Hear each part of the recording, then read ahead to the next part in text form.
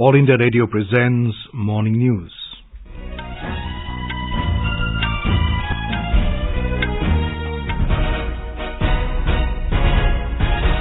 Good morning, I'm Abhishek Mukhopadhyay. The headlines.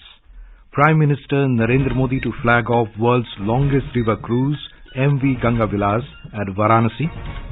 Inland waterway projects worth over 1,000 crore rupees to be launched by Prime Minister. Former Union Minister Sharad Yadav passes away. President and Prime Minister condole demise. Lohri Harvest Festival been celebrated in different parts of the country today.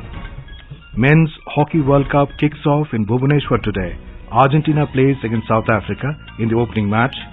And in cricket, India clinch ODI Series, beat Sri Lanka by 4 wickets in the second ODI in Kolkata.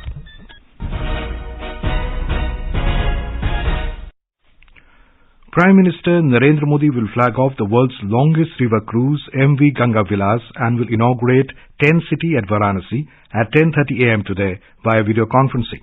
He will also inaugurate and lay the foundation stones for several other inland waterway projects worth more than 1,000 crore rupees during the event. MV Ganga Vilas will begin its journey from Varanasi today and travel around 3,200 kilometers in 51 days to reach Dibrugarh in Assam via Bangladesh, sailing across 27 river systems in India and Bangladesh. A report. 32 Swiss tourists will be part of maiden voyage of Ganga Vilas cruise today, which has 3 decks, 18 suites on board with a capacity of 36 tourists with all the luxury amenities. The 51 days cruise is planned with visits to 50 tourist spots including World Heritage Sites, National Park, River Ghats and major cities like Patna in Bihar, Sahibganj in Jharkhand, Kolkata in West Bengal, Dhaka in Bangladesh and Guwahati in Assam. PM will also inaugurate the tent city at Varanasi today, which has been conceptualized on the banks of River Ganga opposite to city ghats, which will provide accommodation facilities and cater to the increased tourist influx in Varanasi, especially since the inauguration of Kashi Vishwanath Dham corridor. With Manish Singh in Varanasi, this is Sushil Chandra Tiwari, AIR News, Lucknow. Prime Minister will also inaugurate Maritime Skill Development Centre for Northeast at Guwahati. Former Union Minister and RJD leader Sharad Yadav passed away yesterday. His daughter confirmed the news through a social media post. The 75-year-old veteran politician was ailing for some time and breathed his last at a private hospital in Gurugram. President Draupadi Murmu expressed sadness at his passing away. In a message, President said Sharad Yadav was a student leader of the 70s who fought for democratic values. Prime Minister Narendra Modi expressed condolences over the demise of the veteran leader. He said he is pained by the passing away of Sharad Yadav. Mr. Modi said in his long years in public life, he distinguished himself as MP and Minister, and he was greatly inspired by Dr. Lohri's ideals. Home Minister Amit Shah also expressed sadness at the demise of the former JDU President. India will send 3% to 6,000 meter below sea level for exploration of resources like minerals under Samudrayan mission.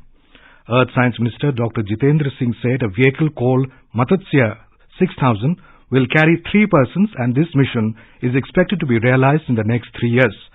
He said the vehicle has been designed and developed by the National Institute of Ocean Technology, Chennai. It has an endurance of 12 hours under normal operation and 96 hours in case of emergency for human safety. The centre has approved the Deep Ocean Mission at a total budget of over 4,000 crore rupees for 5 years. Centre is installing micro-seismic observation systems at land subsidence hit Joshimath in Uttarakhand. A field party of the National Centre for Seismology with seismic equipments is heading to the town. Union Minister Jitendra Singh had earlier said that observation systems will be set up at the earliest. UGC has requested higher education institutions to take appropriate measures for the implementation of the UGC guidelines on the optimal utilization of resources by higher education institutions. It said higher education institutions should adopt measures to share the infrastructure with other AGIs for optimum use of the available resources by charging a nominal amount. This additional revenue will help the host institutions to maintain their resources in a better way, apart from making these state-of-the-art resources available to the needy ones. Bureau of Indian Standards (BIS) has conducted raids yesterday against 44 toys outlets across the country for selling the toys without valid BIS license. It has seized over 18,600 toys in last 1 month under nationwide enforcement drive. Director General BIS Pramod Kumar Tiwari told media in New Delhi that toys are under mandatory certification scheme of the BIS through quality control order. He said the toys cannot be manufactured, sold, imported or distributed without bearing the ISI mark. Bureau of Indian Standards is a national standard body that is responsible for standardization, marking and quality certification of goods. Meanwhile, the Central Consumer Protection Authority, CCPA, has issued notices to e-commerce entities for sale of toys in violation to standards directed for compulsory use by the central government. It has sought response from the e-commerce entities within 7 days from issuance of notice, failing which necessary action will be initiated under the provisions of the Consumer Protection Act. Home Ministry has recommended suspension of the police personnel deployed in 3 PCR vans and at 2 police pickets following Delhi police reports on the Kanjawala death case. It has directed Delhi police to initiate disciplinary action against these police personnel for dereliction of duty. The Home Ministry sources said the recommendations came following a detailed report by the Special Commissioner of Police, Shalini Singh. The ministry also asked Delhi police to file a charge sheet in the court at the earliest and take all steps to get the culprits punished. Delhi police has been asked to give a report on actions taken to the Home Ministry every 15 days. Gujarat government announced a new policy to regularize unauthorized construction inside Gujarat Industrial Development Corporation, GIDC industrial estates. This will benefit nearly 70,000 industrial units. Industries Minister Balwant Singh Rajput said any unauthorized construction of the MSME units on the allotted plots inside GIDCs can be legalized by paying specific fee. Mr. Rajput, however, said this will not be applicable to hazardous and obnoxious industrial units. This is All India Radio giving you the news. For quick news updates around the clock, follow us on our Twitter handle at AIR News Alerts. The festival of Lohri has been celebrated today with traditional fervour and gaiety. It is celebrated in North India, especially in Punjab, Haryana, Himachal Pradesh, Delhi, Jammu and Chandigarh. The festival is mostly associated with crop harvesting and happiness.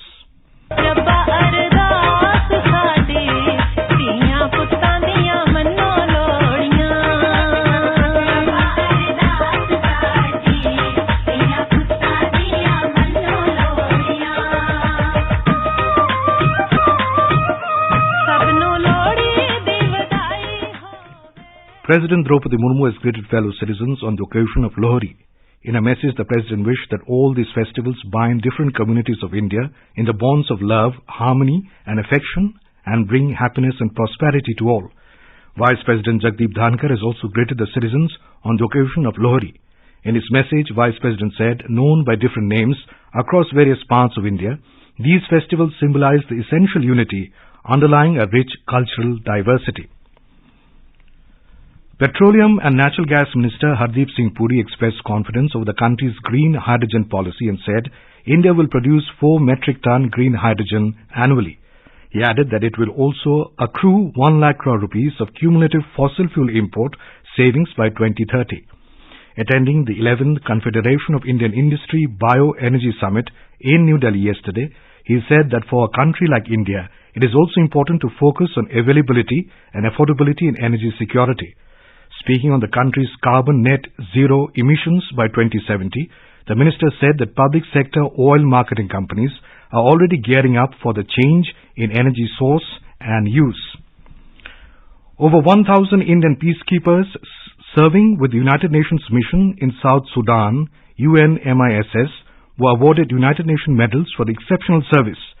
In a tweet, UNMISS said 1,171 Indians have received UN medals for the vital work in Upper Nile, South Sudan. It said the Indian contingent will be known for its efforts to build and repair critical infrastructure, but also for protecting civilians. The India Meteorological Department IMD has predicted that a fresh spell of dense to very dense fog will emerge again over some parts of Punjab, Haryana, Chandigarh, Delhi and Uttar Pradesh from tomorrow.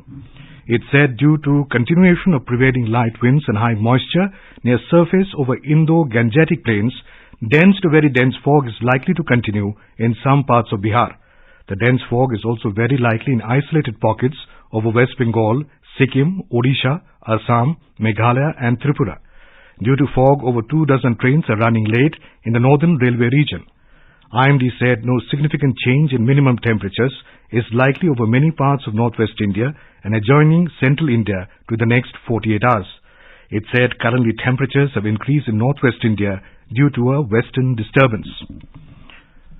Cold wave conditions grip Bihar with the mercury dipping to as low as 2.4 degrees Celsius in the Banka district. Normal life has been affected in different parts of the state, including Patna, Gaya, Bhagalpur and Purnia due to icy wind and dense fog. Over 24 trains passing through the state are running 8 to 12 hours late behind scheduled time. Air traffic has also been disrupted at Patna and Darbhanga airport due to foggy weather. Meanwhile, senior PRO of the Northern Railway, R.K. Rana said 26 trains are running late due to fog. आज उत्तर भारत में कोहरे की वजह से 28 ट्रेनें जो है late चल रही हैं। मैं रेल यात्रियों से अनुरोध करता हूँ कि 139 पे संपर्क करें। घर छोड़ने से पहले जो है इंक्वायरी रेल मदद की सहायता लें ताकि आपको किसी प्रकार की इनकन्वीनियंस ना हो। In the FIH Hockey Men's World Cup group stage matches are kicking off with 4 matches to be played in Bhubaneshwar and Rourkela cities of Odisha today. The opening match will be played between Argentina and South Africa at the Kalinga Stadium in Bhubaneshwar, while India will take on Spain at the newly constructed Birsa Munda Hockey Stadium in Rourkela. Match between England and Wales will also be played at the same stadium. Australia and France will lock horns at the Kalinga Stadium. Our correspondent reports that while the players of all the 16 teams are ready to showcase the hockey talent, enthusiastic hockey lovers are also equally eager to cheer the players up in both the stadia. In cricket, India sealed the ODI Series against Sri Lanka, defeating them in the second match at Eden Gardens in Kolkata last night. Chasing the target of 216 runs, the hosts registered a comfortable win by 4 wickets in the second of the 3-match ODI Series. Kuldeep Yadav was adjudged the player of the match for his impressive performance with the ball. With this win, India sealed a 3-match series by winning the first 2 matches. India defeated the visitors by 67 runs in the first ODI. Uzbekistan President Shavkat Mirziyoyev has said that the Voice of the Global South Summit demonstrates India's commitment to the universal idea of one world, one family.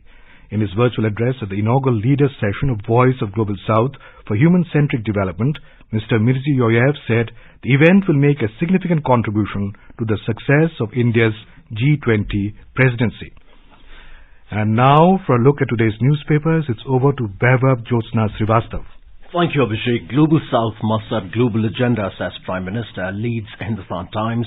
The pioneer quotes Prime Minister Narendra Modi as saying world in crisis need to redesign political economic order. While the Asian Age quoting the Prime Minister writes, Yuva Shakti, driving force of India's growth journey. The Tribune quotes the Army Chief, General Manoj Pandey, as saying, LAC situation stable but unpredictable. Amid talks of Congress-left alliance in Tripura, BJP considers the impact of tie-up, informs The Hindu. Fighting emergency to championing Mandal. Sharad Yadav dies at 75, reports the Indian Express. Bureau of Indian Standards BIS seizes 18,000 non-certified toys during raids on 44 big retailers, notes the Times of India. And finally, Rahul takes India to series win. Hindustan Times reports that wicketkeeper batter anchors tricky chase. And with that, it's back to you, Abhishek. Thank you, Vaibhav. And now, before we end the bulletin, the headlines once again. Prime Minister Narendra Modi to flag off world's longest river cruise, MV Ganga Vilas at Varanasi. Inland waterway projects worth over 1,000 crore rupees to be launched by Prime Minister. Former Union Minister Sharad Yadav passes away. President and Prime Minister condole demise. Lohri Harvest Festival has been celebrated in different parts of the country today. Men's Hockey World Cup kicks off in Bhubaneshwar today. Argentina plays against South Africa in the opening match. And in cricket, India clinch ODI Series beat Sri Lanka by 4 wickets in the second ODI in Kolkata. And for details of these stories and more, log on to our website www.newsonair.gov.in and News on AIR app. And with that, we end the morning news. Have a nice day.